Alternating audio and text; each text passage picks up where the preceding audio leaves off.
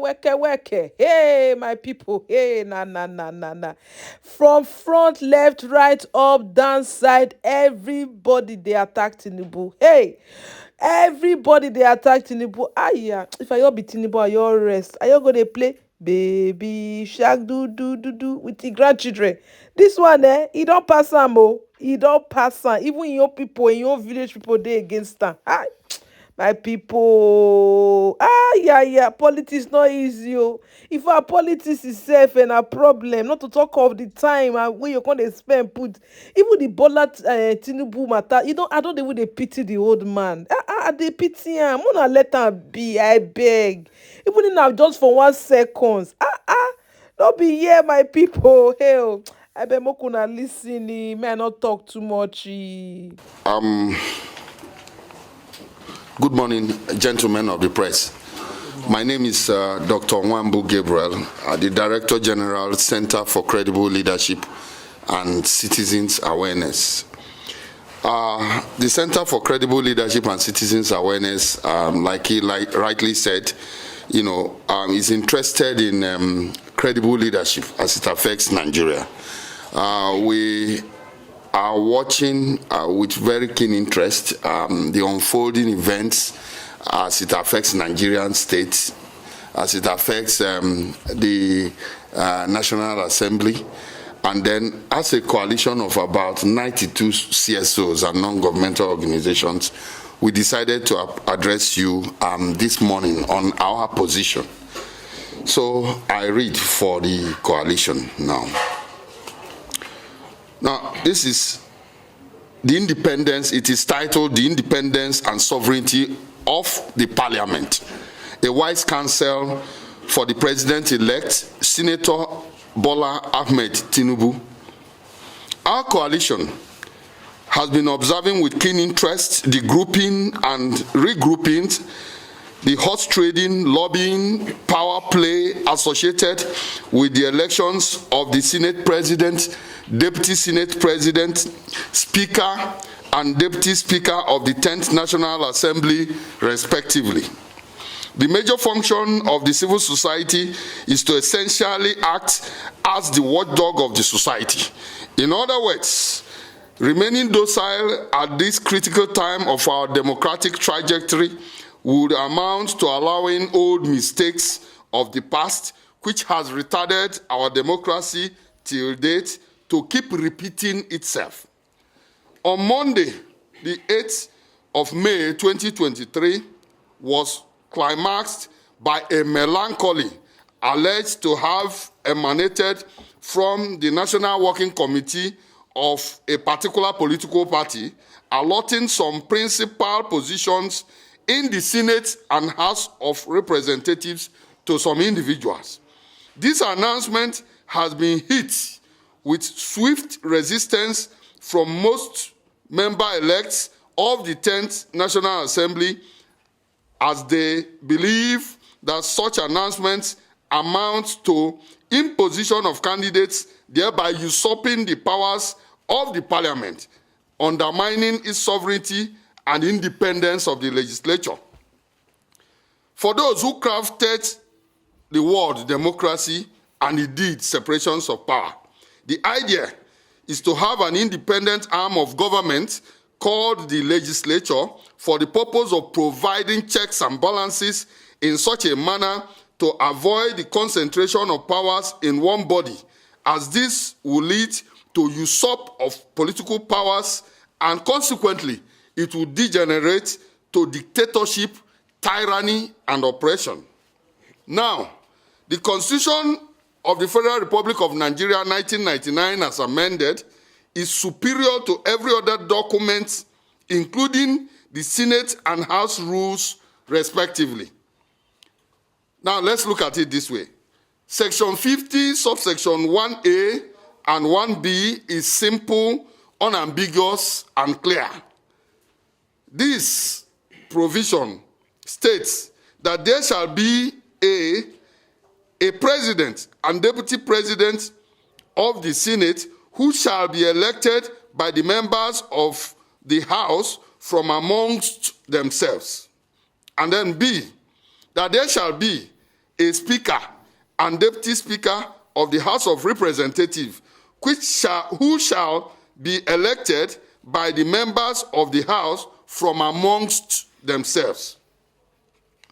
This simply implies that any other person or group of persons nominating principal officers for both houses other than the representatives themselves is null, void, and unconstitutional.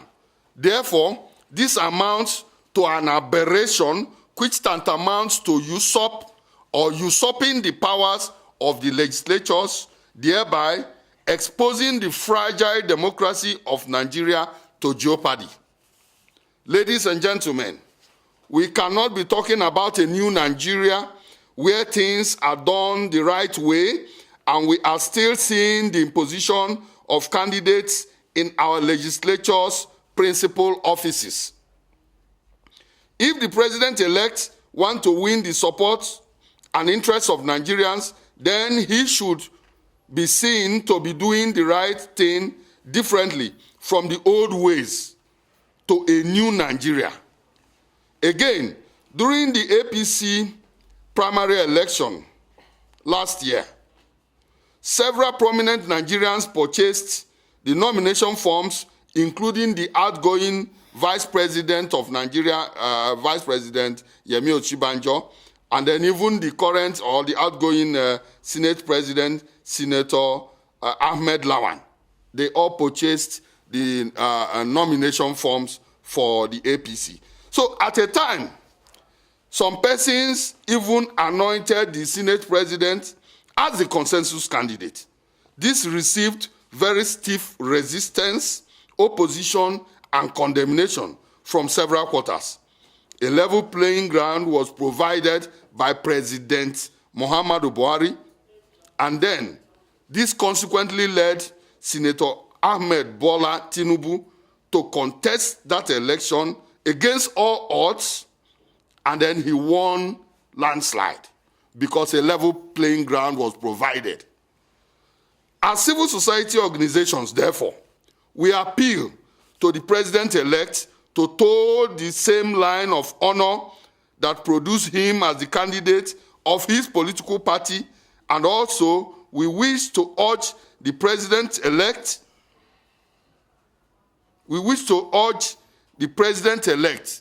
the same manner he has won and became the president-elect of the Federal Republic of Nigeria, because level playing ground is provided, he should also provide a level playing ground by allowing the legislatures to do their jobs as provided by the Constitution of the Federal Republic of Nigeria.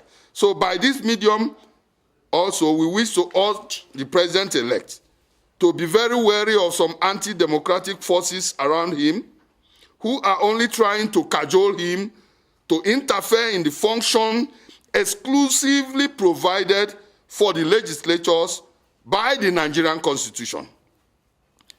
These merchants of anti-democratic forces are hiding under the guise of Mr. President-elect to do their own personal and selfish biddings, which is inimical to our nation's democracy.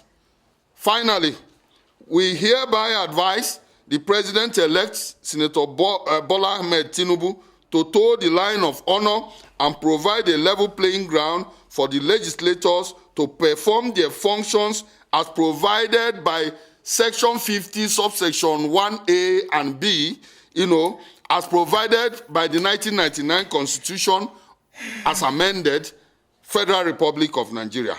Hugo Okafo. In order to buttress the point being made here today, ours is a word of caution. We as a civil society, we are not partisan.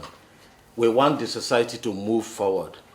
And we learn from mistakes. If we recall 2015, what happened was exactly what is played out today. And we all know, we are all witnesses to how it turned out. And even in 2019, similar thing happened. And that was how we got a Senate, and in fact a National Assembly where people termed it as a rubber stamp. We don't want such National Assembly in this present time. We urge the President-elect to allow the National Assembly to select or elect their leadership. We have 3 arms of government. Don't impose whoever you want to do your bidding to the National Assembly. Let the National Assembly elect whoever they want. In Latin, we call it premis inter pares, first among equal. Let them elect their leadership, so that at the end of the day, they will all make Nigeria great. It's not a situation you want somebody that will do your bidding to go to another arm of government to be the head. And that is why we are crying out today to let reason reign and let the Senator Ahmed Bola Tinubu, who is the president-elect, to allow the National Assembly, the 10 National Assembly, to elect their leadership. You see, as civil society organizations, we are not interested in who emerges as the speaker or deputy speaker or the Senate president or deputy Senate president, respectively, as the case may be. Our interest is that there is a provision in the Constitution of the Federal Republic of Nigeria. Now, the Constitution of the Federal Republic of Nigeria is a document that is superior to every other document, either the House rules or the Senate rules. The Constitution of Nigeria is superior to either or both of them.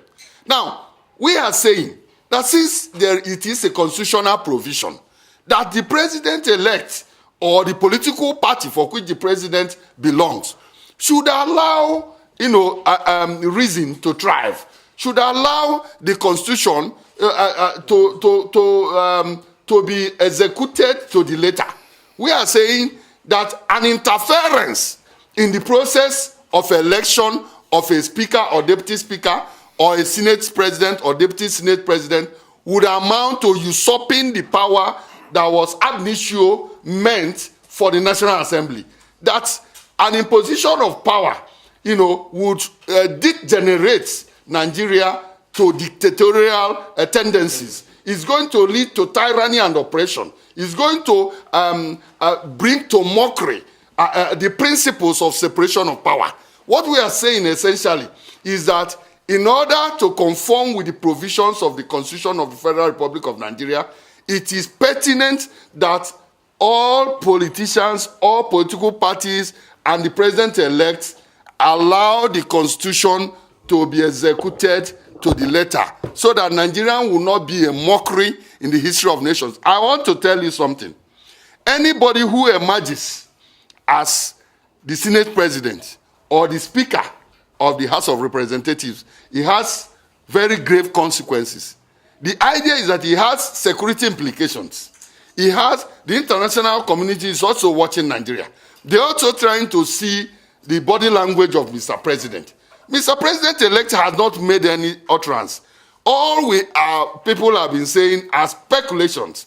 The only body that has come up by issues that could be said to be in position of political candidate is the political party for which Mr. President belongs, and they are not denying it. So what we are saying essentially is that it is an aberration for any political party to superimpose or to impose, forcefully individuals against the wish and will of the members-elect of the 10th National Assembly. And that is our position. The Bod TV board. In case the first time you come here, please don't forget to subscribe and hit that notification bell for more uploads.